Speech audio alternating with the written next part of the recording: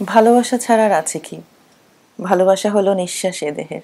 সুপ্রিয় দর্শক মণ্ডলী, ভালোবাসা যেহেতু আমাদের নিঃশ্বাস, তার মানে এটাই দাঁড়াচ্ছে আমরা সবাই আমাদের জীবনকে খুব ভালোবাসি। আজকে জেনে আসবো অন্তরালের আমির পক্ষ থেকে সে এমন একজন মানুষের কথা যে আমাদের মতো তারও জীবনকে অসম্ভব রকম ভালোবাসে, এবং সে বাংলাদেশ থেকে এখানে এসে শুধু লন্ডনে বসে তার জীবনযাত্রাকে, তার সব কিছুকে এত সুন্দরভাবে সাজিয়ে নিয়েছে, যেটা দেখলে আপনারা সবাই মুগ্ধ হবেন এবং সবাই মুগ্ধ হই। আমি তাকে পার্সোনালি চিনি।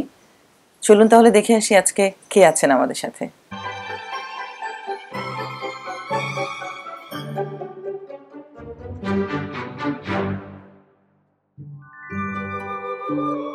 আমি ফারজানা আহমেদ চলে আসলাম আবার অন্তরালের আমিকে নিয়ে আপনাদের সবার সাথে। প্রতিবারের মতো এবারও চলে এসেছি ইউকের একজন বিখ্যাত ব্যক্তিত্ব সাংস্কৃতিক জগতে, যার পরিচয় আমি দিব না, তাকে দেখলেই আপনারা চিনতে পারবেন কে আছেন আমাদের সাথে। চলুন আমার সাথে আপনারা চলুন দেখে আসি কে আছে। শিল্পী, কেমন আছো? ভালো আছি।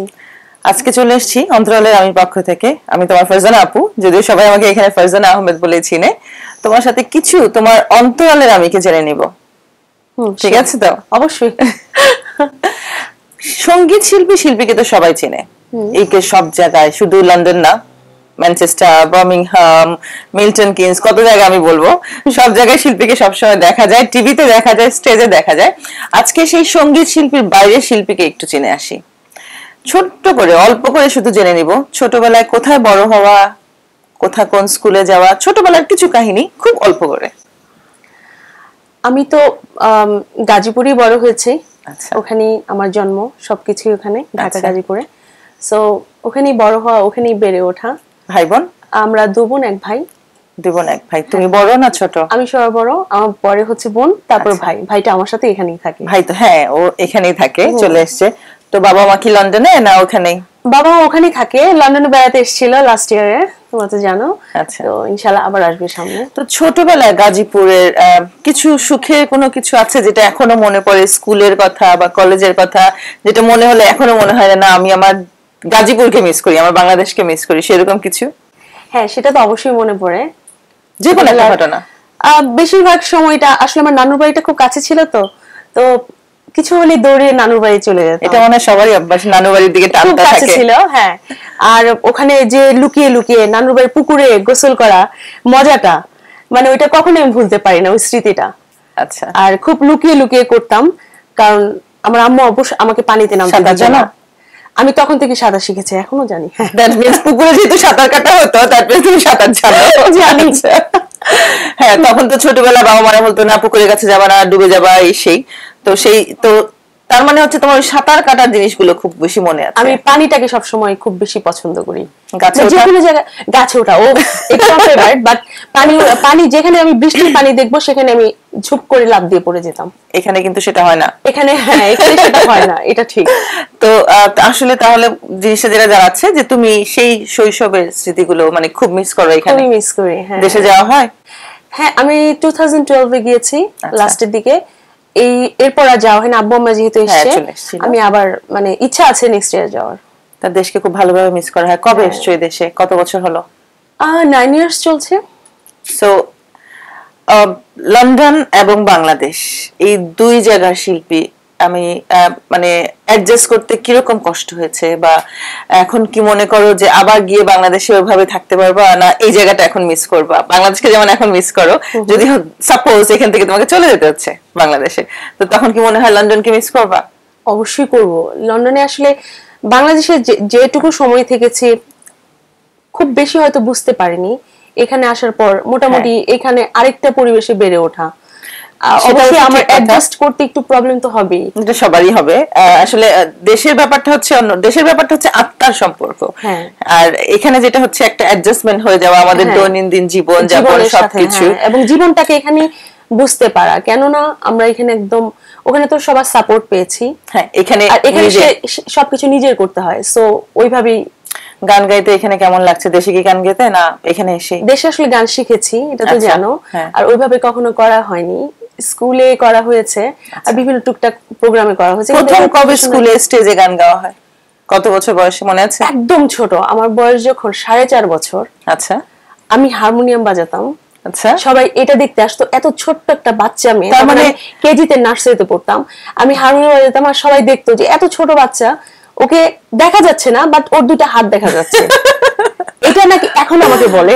আচ্ছা তখন থেকে। ওই সময় হারমোনিয়ামটা কে কিনে দিয়েছিল, বাট বাসায় কি এরকম কেউ সঙ্গীত চর্চা ছিল? আমাদের মানে বলতে গেলে আমাদের পুরো ফ্যামিলিটাই টুকটাক সবাই গান করে। আমার মামা টিভিতে গান করে, উনি খুবই ভালো গান করেন মামা। যে মামার কথা আমি প্রায় বলি, তো উনি একটা, আমার নামটা, ওনার নাম হচ্ছে মুকুল। আচ্ছা, তো উনি খুবই ভালো গান করতেন, তো উনি সবসময়, আমার অন্যান্য মামারাও করতেন, আসলে এইভাবে কখনো করেনি যে প্রফেশনালি, বা টিভিতে সবসময় করতেন। ওইখান থেকে আর কি হারমোনিয়ামের প্রতি লোকটা 4.5 বছর বয়সে ছিল আমার টিচার, তখন তো আসলে 6 বছর বয়স থেকে আমাকে, সেই প্রথম স্টেজে গান গেতে ওঠা 4.5 বছর বয়সে, তখন আম্মুর কাছ থেকে শিখেছি। কোন গানটা মনে আছে? 7 রং লেগেছে ওই নীল আকাশে, একটা ছড়া গান। আচ্ছা, তো এই প্রথম শুরু শিল্পীর গান চলা, তারপর তো মনে হয় দেশে থেকে এখানে খুব অল্প বয়সে চলে আসা, মানে বলতে গেলে গানের যে তোমার পেশা হিসাবে নেওয়া, সেটা লন্ডনে বসেই ইকোতে এসে। সো কেমন লাগছে এখানে গান গাইতে? খুব ভালো লাগে আসলে, গান ছাড়া মনে হয় বাঁচতেই পারবো না, অনেক যেটা বোঝা যায়। কারণ ফেসবুক খুললে দর্শক বন্ধুরা দেখি যে শিল্পীর শো হচ্ছে প্রতিদিনই, তো বোঝাই যায় যে উইদাউট গান শিল্পী কখনোই থাকতে পারবে না। আর সবচেয়ে বড় জিনিস হচ্ছে গান এবং শিল্পী, খুব রিদমটা খুব সুন্দর, কারণ গান যারা গায় তারাই হচ্ছেন শিল্পী এবং ওর নামটাও শিল্পী। তো এখন লন্ডনের কিছু জেনে নেই। গান চাচ্ছিলাম না গান নিয়ে কথা বলতে, কিন্তু গান ছাড়া শিল্পীকে আর কোনোভাবে চিনি না। তারপর একটু জিজ্ঞেস করে এসে, যদি তুমি সিঙ্গার না হয়ে আর কি হওয়ার ইচ্ছে ছিল? অনেক কিছু ইচ্ছা ছিল, কয়টা বলবো, বয়সের সাথে সাথে এক একটা হওয়ার ইচ্ছা ছিল। তখন ইচ্ছে ছিল টিভিতে অভিনয় করব, নায়িকা হব। এটা ছিল একটা সার্টেন, একটা নির্দিষ্ট একটা ছোট্ট একটা সময়, যেমন 1 বছর এরকম ইচ্ছা ছিল। একদম ছোটবেলায় ইচ্ছা ছিল পাইলট হব, তারপর ইচ্ছা ছিল ডাক্তার হব, তারপর ইঞ্জিনিয়ার। আসলে এই ছোট্ট একটা জীবনে মানুষের শিল্পী হওয়ার কোনো সময় ইচ্ছা হয়েছিল না, হয়ে গেছে? শিল্পী এইভাবে হব এই চিন্তাটা আমার আসলে কখনই ছিল না, বাট পারিবারিক ভাবে গানটা শেখা হয়েছিল, যে সবার মাঝখানে থেকে গানের মধ্যে ডুবে থাকবো, কিন্তু এরকম ইচ্ছা ছিল না যে আমি, তার মানে যা হওয়ার ইচ্ছা ছিল সেটা হও নাই, আর যেটা কোনোদিন চিন্তা করো না সেটা হয়ে গেছে। হ্যাঁ, এখানে আসার পর। That's good. ভালো তো লাগছে অবশ্যই।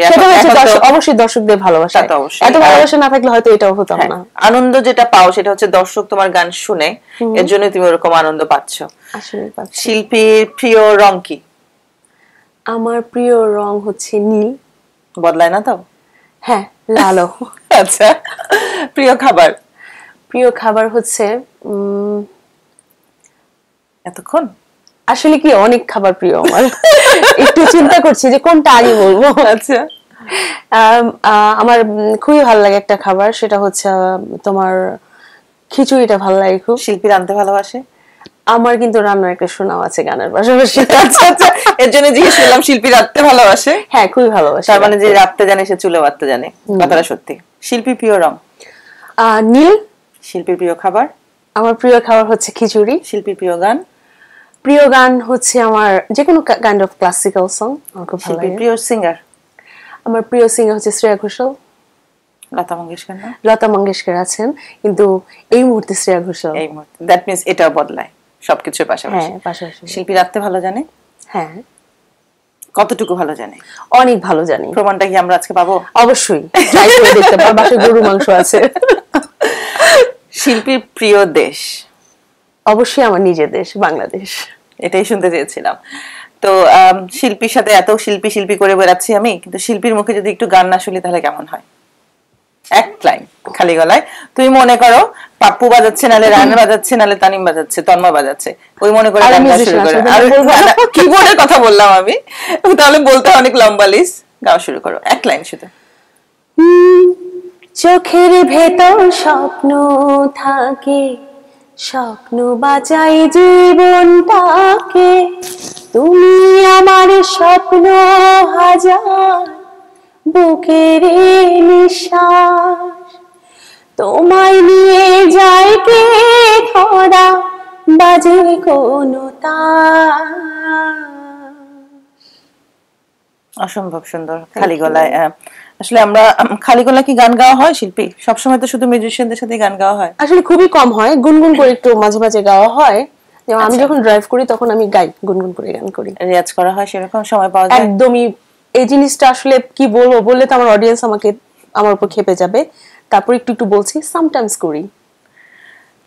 শিল্পীর বাবা মা জেনে নিলাম, ভাই বোন জেনে নিলাম, শিল্পীকে জেনে নিলাম। কোনো দুঃখের স্মৃতি কি মনে আছে যেটা মনে পড়লে এখনো খারাপ লাগে?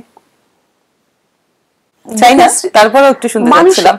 এই মুহূর্তে আমরা না হয় দুঃখের কথাটা একটু অ্যাভয়েড করি। ঠিক আছে, শিল্পী যখন অ্যাভয়েড করছে তাহলে আর বলার কিছু নেই। আমি চাচ্ছিলাম শিল্পীকে সেই এমন কিছু জায়গায় নিয়ে যাওয়ার জন্য যেটা শিল্পী অনেকদিন থেকে মনে করে না, আমরা মনে করিয়ে দেওয়ার মতো। আচ্ছা, অনেক প্রশ্ন তো করলাম, এখন কি এমন কিছু আছে শিল্পী যেটা আমি প্রশ্ন করি নাই বাট তোমার মনে হচ্ছে যে এই জিনিসটা আমি বলতে চাই, বা আমার দর্শকরা, আমার অডিয়েন্সরা এই জিনিসটা জানে না আমার সম্পর্কে, এরকম কিছু কি তোমার মনে পড়ছে? অনেক প্রশ্নই তো তুমি করে ফেললা, তো আসলে আমি নিজেও মনে করতে পারছি না যে কোন প্রশ্নটা আমার অডিয়েন্স। যেমন ধরো শিল্পী অ্যাক্টর হতে চেয়েছিল, কোন সময় মডেল হতে চেয়েছিল, এমন কিছু আছে যেটা শিল্পী করে? সাপোজ স্পোর্টস, সাপোজ ছবি আঁকা, এরকম কিছু কি শিল্পী করে যেটা অডিয়েন্স জানে না? সেটাই জানতে চাচ্ছি। এটা জানতে হবে অডিয়েন্স। আমি আমি খুব ভালো গান লিখি এবং আমি সুরও করি, যেটা অডিয়েন্স জানে না। আমি নিজেই অবাক হচ্ছি, কিন্তু এটা অডিয়েন্স কবে জানবে? জানবে। আমার অনেকগুলো গানের মানে লিখাও আছে, সুরও করা আছে, জাস্ট আমি মানে সময়ের অপেক্ষায় আছি।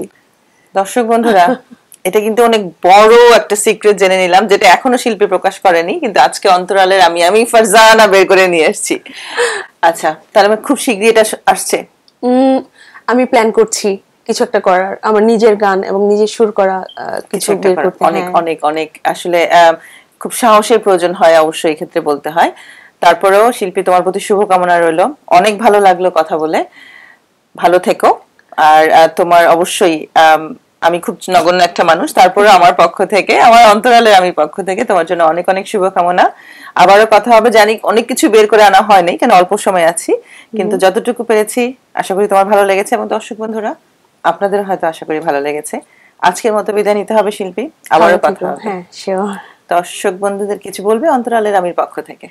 অবশ্যই বলবো, যেহেতু ফারজানা আপু আজকে আমার অন্তরালের আমি থেকে বের করে নিয়ে এসেছে অনেক কিছু, তো সবাই দোয়া করবেন ফারজানা আপুর জন্য, উনি যেন বেশি বেশি করে সবার অন্তরের কথাগুলো আপনাদের সামনে ফুটিয়ে তুলতে পারে। ভালো থাকবেন দর্শক বন্ধুরা, শিল্পীর দোয়া যেন থাকে।